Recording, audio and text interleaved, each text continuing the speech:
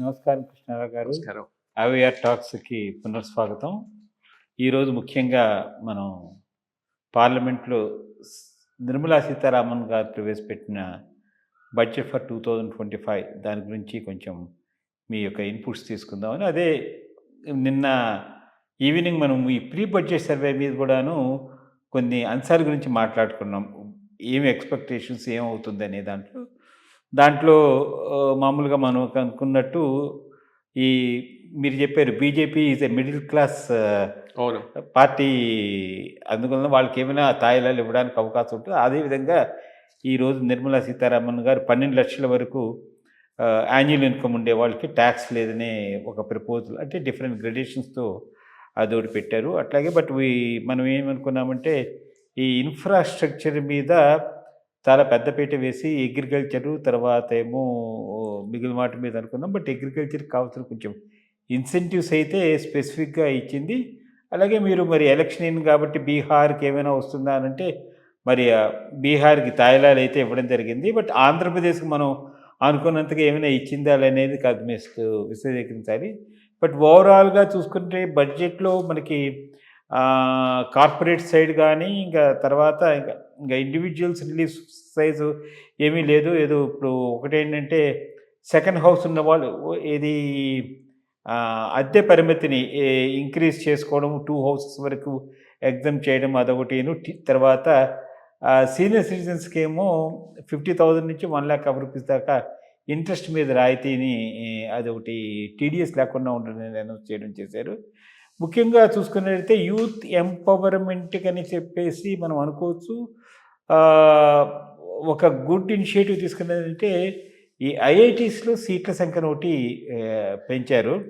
అది 6,500 new seats provide చేస్తున్నామని అంటున్నారు. అట్లాగే మెడికల్ సీట్స్ చాలా కాంపిటేటివ్ ఫీల్డ్ అయిపోయింది. ఇప్పుడు అట్లాంటి దాన్ని ఫ్లడ్ గేట్స్ ఓపెన్ చేసినట్టు ఒక 10,000 additional seats all over India ఈ పెట్టడం వల్ల ఏంటంటే ఇప్పుడు అందరూ చాలా మటుకు ఈ యుక్రెయిన్ ఇక్కడ ప్రాంతాలు పోయేదంతా తగ్గించి ఇండియాలోనే వాళ్ళు చదువుకోవడానికి, అంటే ఆ డిస్టర్బ్డ్ ఫ్యాక్టర్స్ కూడా లేకుండా గుడ్ ఎడ్యుకేషన్ చేసుకోవడానికి ఒకటి అవకాశం ఉంటుంది.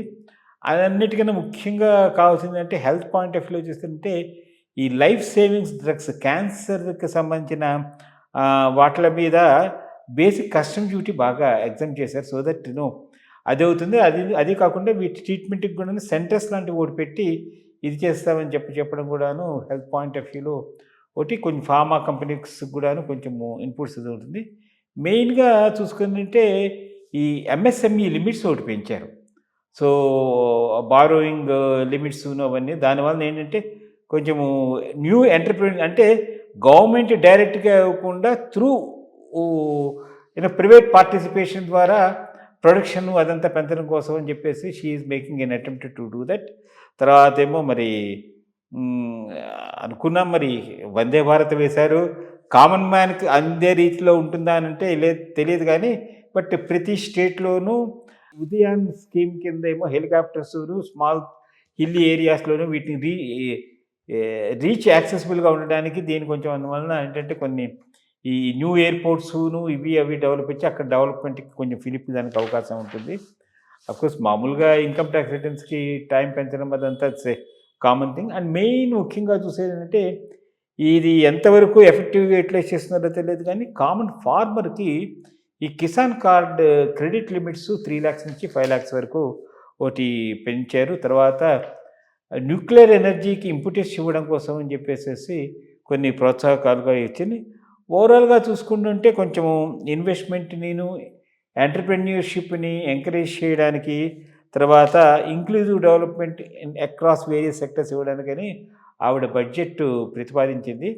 బట్ పేలవంగా ఉన్నది అంటే మనం నిన్న డిస్కస్ చేసి చూస్తుంటే ఆంధ్రప్రదేశ్లో మరి పోలవరానికి ఒక 5,700 కోట్ల రూపాయల వరకు 5,400 కోట్ల రూపాయల వరకు కట్టుబడి ఉన్నామని చెప్పి ఒక స్టేట్మెంట్ అయితే ఇచ్చింది. మరి ఇక్కడ తెలంగాణలో ఆల్రెడీ డిసెంట్మెంట్ బాగా పెరిగిపోయింది. అడిగిన దానికి ఏది ఒక్కదానికేను వరాని ఇది చేయలేదు. బట్ బీహార్కి ఎన్నికల వేళలో అంటే మనము బీజేపీ ఈజ్ బియాండ్ పాలిటిక్స్ అనుకున్నాం కానీ ఇక్కడ మటుకు ఈ ఎన్నికల సీజన్ పెట్టుకుని బీహార్కి చాలా మటుకు తాయిలాలు ఇవ్వడం జరిగింది. ఏంటంటే అక్కడ మొక్కజొన్నలు దానికి ఒక బోర్డు పెడతామని చెప్పేసి, అలాగే ఐఐటి పాట్నాకి ఎక్కువ సాయం చేస్తామని చెప్పేసి, ఇంక మిగిలినవన్నీ కూడాను చాలా ఇది చేసింది. బట్ ఒకటి ఏంటంటే ఈ ట్యాక్స్ ఇది తగ్గించడం వలన 1,00,000 crores of rupees revenue down అవుతుందని చెప్పింది. మరి నిర్మలమ్మ గారు మరి ఒక చేత్తో ఇచ్చి ఇంకో చేత్తో మళ్ళీ రాబట్టడానికి అయితే మరి మనకి ఆ జిఎస్టీలు వాటిలో కానీ రేషనలైజేషన్ ఇవన్నీ మనకి చూపించలేదు. మరి ఆ డెఫిసిట్ని ఏ విధంగా ఇది చేస్తారని తెలియదు. మొత్తానికి అయితే ఎటు కేసు చూసినా 50 లక్షల కోట్లకి దాటిపోయింది ఇది బడ్జెట్. అండ్ ఫిజికల్ డెఫిసిట్ వాళ్ళ ప్రొజెక్షన్ 4.4% అన్నారు. యాజ్ అగెన్స్ట్ 4.8% లాస్ట్ బడ్జెట్ చెప్పిన దానికి. మరి ఎంతవరకు సాధిస్తారు, దీని మీద ఈ విధి విధానాల మీద ఎట్లా ఉండబోతోంది, అంటే హౌ ఇట్ ఈస్ గోయింగ్, ఇది ఏంటంటే ఇది రెగ్యులర్ రిచువల్ ఓన్లీ, మరి దీని గురించి మాట్లాడుకోవాలి కాబట్టి మీ అభిప్రాయం. నిన్న మనం మాట్లాడుకున్నప్పుడు 2-3 ప్రధానమైన అంశాలను మెన్షన్ చేశాం. ఇది కంటిన్యూయేషన్ బడ్జెటే కావచ్చు కానీ డిస్రప్టివ్ బడ్జెట్ ఏమీ కాకపోవచ్చు. పోయిన సంవత్సరం బడ్జెట్లోనే 9 పిల్లర్స్ అని చెప్పి 9 ఫోకస్ ఏరియాస్ను పెట్టారు. వాటికే బిల్డప్ చేసుకుంటూ పోవచ్చు అనేది ఒక మేజర్ పాయింట్ను మనం మెన్షన్ చేసుకోవటం జరిగింది. ద్రవ్యలోటు ఇవి కట్టడి చేస్తారు, ఇచ్చిన వాటికి కట్టుబడి ఉంటారని కూడా మనం అనుకున్నాం. ముఖ్యంగా ఈ 2-3, మూడోది మూలధన వ్యయం. ఈ 3 అయిన తర్వాత మిగిలిన అంశాలు మనం చూద్దాం. ఫస్ట్ థింగ్ మీరు అన్న దాంట్లో బీజేపీ అబోవ్ పాలిటిక్స్ అంటే, అబోవ్ పాలిటిక్స్ అయితే పాలిటిక్స్లో ఉండరు ఎవరు. సో పొలిటికల్ పార్టీలు అన్నీ కూడా పొలిటికలీ ఓరియంటెడ్. అబోవ్ పాలిటిక్స్ ఉంటే అవి పాలిటిక్స్లో రాణించలేవు, ఉండలేవు. So BJP is also a political party. డెఫినెట్గా ఎక్కడ ఎలక్షన్స్ ఉన్నాయో అక్కడ ఫోకస్ ఉంటుంది. మోర్ ఇంపార్టెంట్లీ మిగిలిన వాళ్ళకు కూడా ఇచ్చిన ఉండొచ్చు, బట్ దాన్ని హైలైట్ చేస్తారు. ఇది లాస్ట్ టైం కూడా ఇదే ఇష్యూ వస్తే చెప్పాను. బడ్జెట్ స్పీచ్లో హైలైట్ అయినవే బడ్జెట్లో ఉండాలని లేదు. అవి ఉంటాయి, ఇంకా కొన్ని ఉంటాయి, వాటిని హైలైట్ చేయకపోవచ్చు. బికాస్ పొలిటికల్గా దీన్ని హైలైట్ చేసుకుంటే పొలిటికల్ బెనిఫిట్ ఉంటుంది కాబట్టి ఇది హైలైట్ చేశారు. అట్లాగే బీహార్ది హైలైట్ చేయటం జరిగింది. నాట్ దట్ ఓన్లీ బీహార్కి ఉండి మిగిలిన వాటికి లేదనేటటువంటిది కరెక్ట్ అయినటువంటి విషయం కాదు. సో స్థూలంగా మనం బడ్జెట్ను చూస్తే 50 lakh crores బడ్జెట్ స్లోగా లాస్ట్ ఇయర్ ఐ థింక్ 48 అట్లా ఉంది, ఇంకో 2 lakh crores మరి 50 lakhsకి వచ్చింది. మేజర్గా ఇంత ట్యాక్స్ రాయితీలు ఇచ్చినా మూలధన వ్యయాన్ని తగ్గించలేదు. 11 lakh crores దగ్గర పెట్టారు. అంతకుముందు కన్నా కొద్దిగా పెరిగిందే కానీ తగ్గలేదు. ఇన్ఫ్యాక్ట్ రాష్ట్రాలకు కూడా కొంత మూలధన వ్యయం కింద 4 లక్షల కోట్ల దాకా ఇస్తున్నారు కాబట్టి అది ఇక్కడ వీళ్ళకు రెవెన్యూగా అవుపిస్తుంది, బట్ అక్కడ క్యాపిటల్ ఎక్స్పెండిచర్ అంతా కలుపుకొని మూలధన వ్యయం 15 లక్షల కోట్లు ఎఫెక్టివ్గా. అంటే 4 లక్షల కోట్లు కేంద్రం నుంచి వచ్చే సహాయంతో రాష్ట్రాల్లో జరిగేటటువంటి మూలధన వ్యయము, 11 లక్షల కోట్లేమో కేంద్రం డైరెక్ట్గా చేసేటటువంటి మూలధన వ్యయము. ఇది సబ్స్టాన్షియల్ మెయింటైన్ చేసుకుంటూ పోతున్నారు. ఇది ఒక పెద్ద మేజర్ అచీవ్మెంట్ ఈ ప్రభుత్వానికి గత 10 సంవత్సరాలు.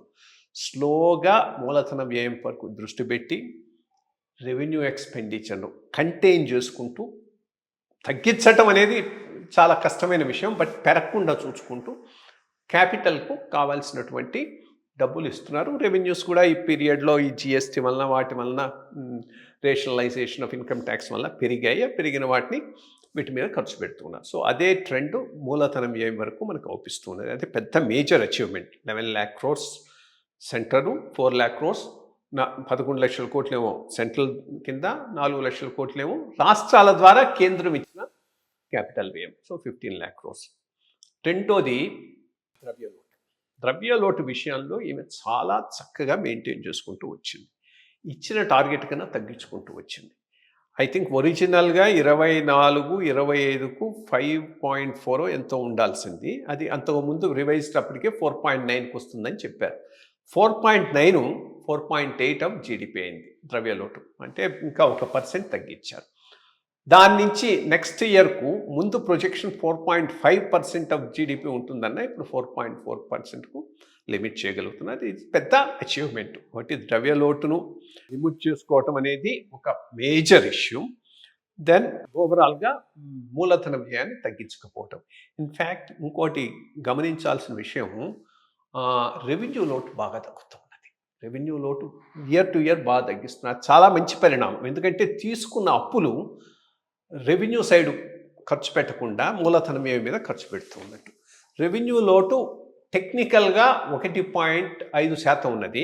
ఆ 1.5%లో కూడా ఇచ్చే దాంట్లో 4,000 కోట్ల దాకా రాష్ట్రాలకు క్యాపిటల్ ఎక్స్పెండిచర్ కింద ఇస్తున్నారు. కాబట్టి అది కూడా ఎఫెక్టివ్ క్యాపిటల్ ఎక్స్పెండిచర్ కింద చేస్తే 0.75 ఎంతో వస్తున్నది, విచ్ చాలా చాలా మంచి విషయం. So good thing.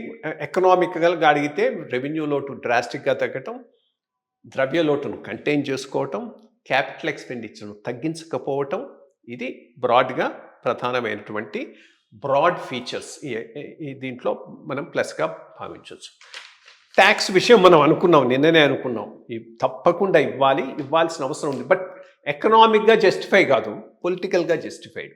ఎస్, ఎకనామిస్ట్ని ఎవరిని అడిగినా కానీ మూలధనం ఏం పెరగాలి కదా, ఇప్పుడు ట్యాక్స్ను తగ్గిస్తే ఎట్లా అంటారు. రెండోది, ఇన్ఫ్యాక్ట్ ఎకనామిక్గా రేషనల్ కూడా ఉండకపోవచ్చు. ఎకనామిక్ రేషనల్ ఎట్లా చూస్తారంటే మొత్తం ఉండే ఆదాయానికి జీడిపిలో ట్యాక్స్లు ఎంత పర్సంటేజ్ ఉండొచ్చు, ఆప్టిమమ్గా ఎంత ఉండాలి. ఆప్టిమమ్గా డెవలపింగ్ కంట్రీస్కు 15% నుంచి 20% దాకా ఉంటుంది.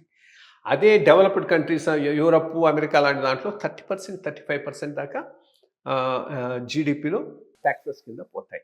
మన దేశంలో 12% ఉన్నది, 12% ఉన్నది. 12% ఉన్న ఇప్పుడు పన్నుకును ఆదాయానికి రేషియో, ఇంకా పన్నులు తగ్గించడం అనేది ఆర్థికంగా ఎవరు రికమెండ్ చేయరు. కానీ రాజకీయంగా కాల్ తీసుకున్నప్పుడు అది ఆర్థికం కన్నా బియాండ్ తీసుకునేటటువంటి నిర్ణయం అయి ఉంటుంది. బేసిక్గా మనం చాలా రోజుల నుంచి డిస్కస్ చేసుకుంటున్నట్టు బీజేపీకి చాలా important constituency middle class. Middle క్లాస్కి ఎప్పుడు వాళ్ళు రిలీఫ్ ఇవ్వలేదు. అది బాగా బిల్డప్ అవుతున్నది. నేను అందుకని ఈ బడ్జెట్లో ఇస్తారా, నెక్స్ట్ బడ్జెట్లో ఇస్తారా అనే క్వశ్చన్ మార్కే పెట్టే. ఇవ్వటం మాత్రం ఖాయం ఎలక్షన్ల ముందు.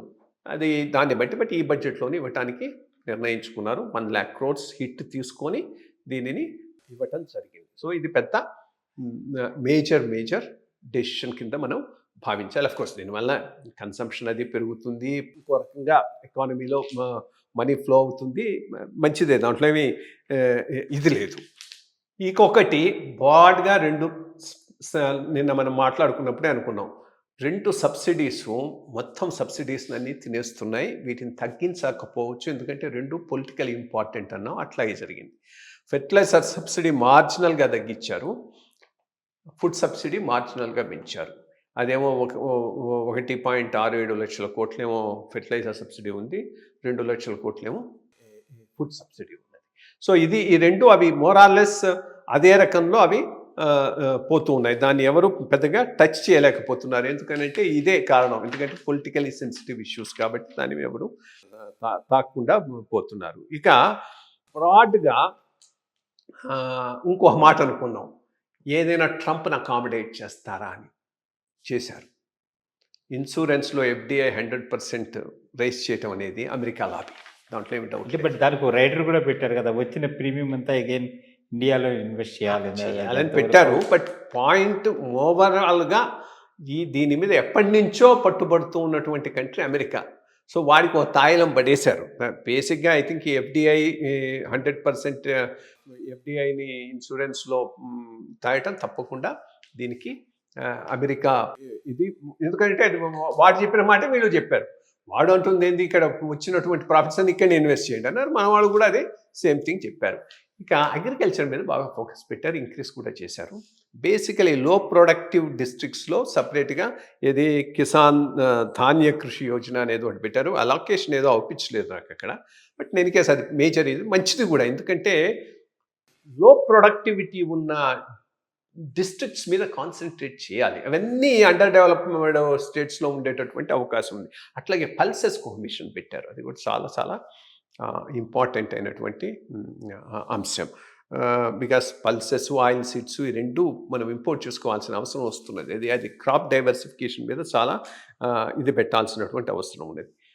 మనం అనుకున్న అన్ని major issues, skilling, education, most important health care, ఇవన్నీ కూడా కవర్ చేశారు. వీటిలో అలొకేషన్స్ను రీజనబుల్గా, అలాగే ఆర్టిఫిషియల్ ఇంటెలిజెన్స్ మీద కూడాను మంచి ఇంపార్టెన్స్. ఎమర్జింగ్ ఫోకస్ ఏరియాస్ మీద కూడా కాన్సన్ట్రేషన్ చేశారు. ఓవరాల్గా ఇది ఇట్స్ ఏ వెరీ బ్యాలెన్స్డ్. అంటే నేను మొదటి నుంచి అంటున్నది ఈ ప్రభుత్వంలో పెద్ద ప్లస్ పాయింట్ ఏంటంటే ముందుకు తీసుకుపోవటం, బ్యాలెన్స్డ్గా తీసుకుపోతున్నారు. దట్స్ ఏ గుడ్ థింగ్ అనేది ఒక మేజర్ ఇష్యూ. ఇక స్టేట్ వైజ్ అంటారా, అదే చెప్పా కదా, అది పొలిటికల్ స్టేట్మెంట్ ఫర్ ఎలక్షన్స్, దాంట్లో ఏమీ ఇది లేదు.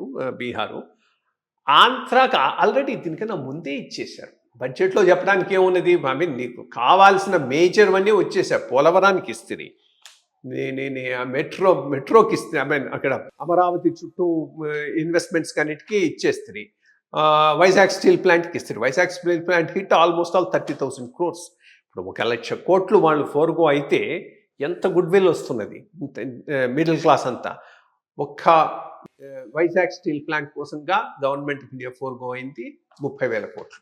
సో ఈ రకంగా ఓవరాల్గా ఆంధ్రాకి ఇచ్చేది ముందే వచ్చింది. చూడాలి రేపు ఏమి రాస్తారో, ఎల్లో మీడియా ఏం రాస్తుందో, బ్లూ మీడియా ఏం రాస్తుందో చూడాలి. బ్లూ మీడియా అయితే తప్పకుండా రాస్తుంది ఆంధ్రాకు మొండి చెయ్యి ఏం తీసుకోలేకపోయినాడు ఇది అది అని.